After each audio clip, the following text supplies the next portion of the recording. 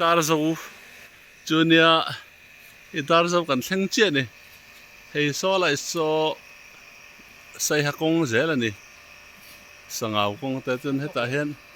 kong pui tang tlang wal te in chutian alo peng chowa he ta hian a peng chho ta helai hi kom chaka khianin ki bek in oma hi kan ko than bek in dar zo omani pongpat pomoi khop mai hey hey hi oh kong chaka hey tlangwal te in chunia hey car bo khatan da thlap mai he in kwal pai thutna kwal nuam tak mai oma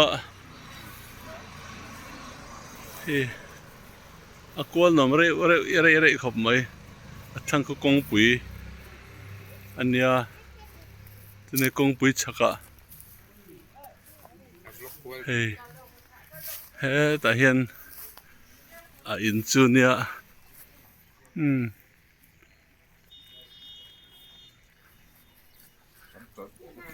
Ja,